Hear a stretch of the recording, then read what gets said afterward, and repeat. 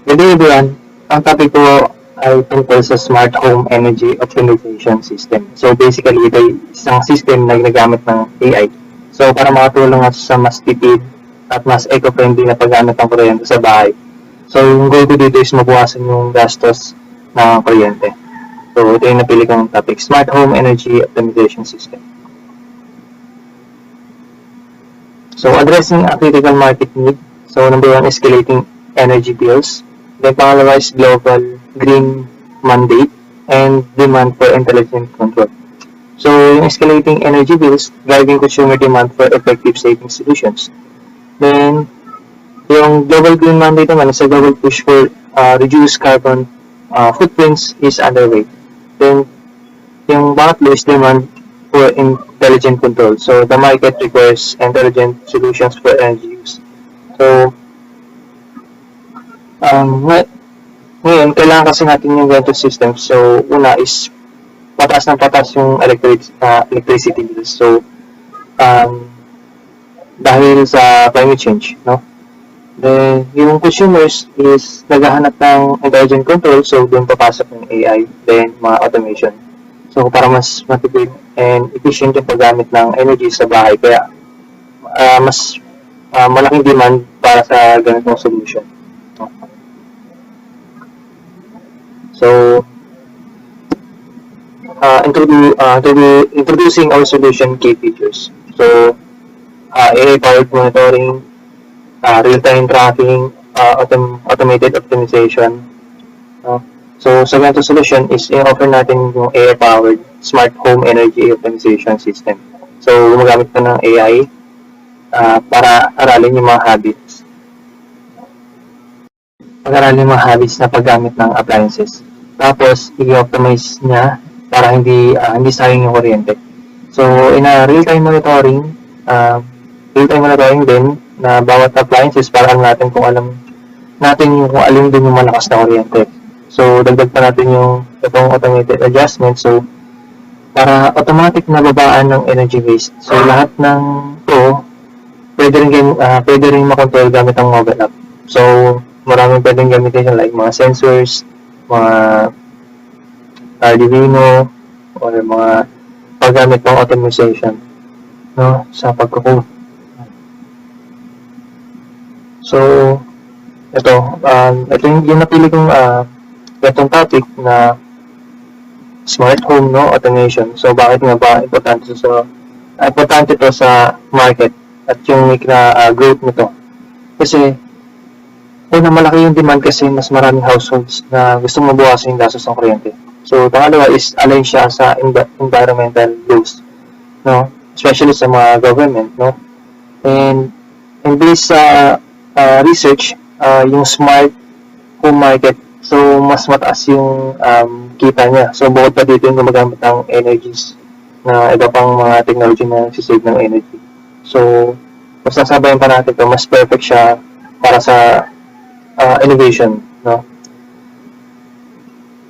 Then is yung technical feasibility and scalability. Ito, yung sinasabi ko na is Internet of Things sensors, so real-time data collection from smart devices. So ito yung mga sensors ng mga Arduino, at iba-iba pang mga sensors ng mga circuit.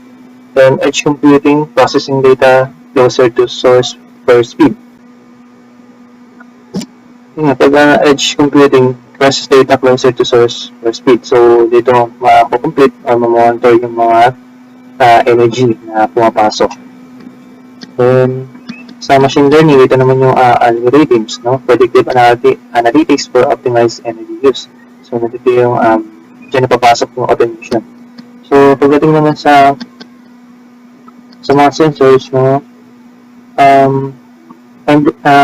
Development gamit yung platforms, no, tulad ng mga Raspberry Pi o Arduino. Nagamit din tayo ng mga edge computing, cloud backend, tapos mabilis yung process ng analysis ng data. Then, plus AI, machine learning, para sa predictive analytics, plus pattern recognition. Dahil dito, mas madali din ma-expand from residential papunta sa commercial buildings at sa ibang mga markets.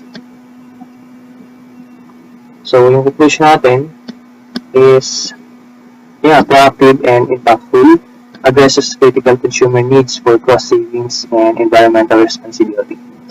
Then, pangalawa is sustainable future, foster a greener planet by promoting efficient and responsible energy consumption.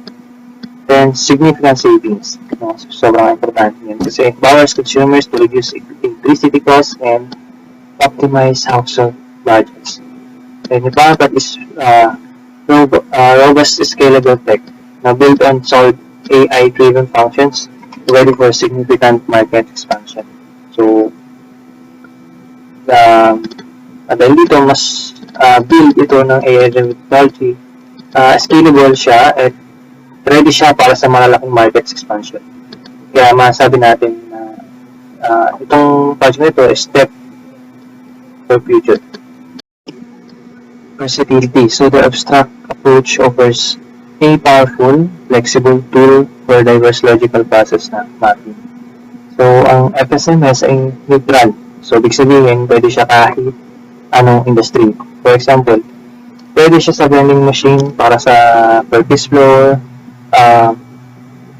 sa game, AI, para sa actions ng wrappers, sa mga embedded systems, automation. So kahit anong software testing. So flexible talaga siya, pwedeng gamitin kahit saan. Then utility for engineers, no, software, hardware, and control. So software engineering, hardware design, then control and automation. So ginagamit yung FSMS hindi lang sa software engineering, so pati hardware design at control systems. So sa software, gumagamit siya ng mga logic requirements sa hardware para sa mga circuits and sequential logic. So sa control systems naman ay para sa mga automation, then robotics, then diyan na papasok yung FSMS. So para siyang common language na iba't ibang engineering yung fields.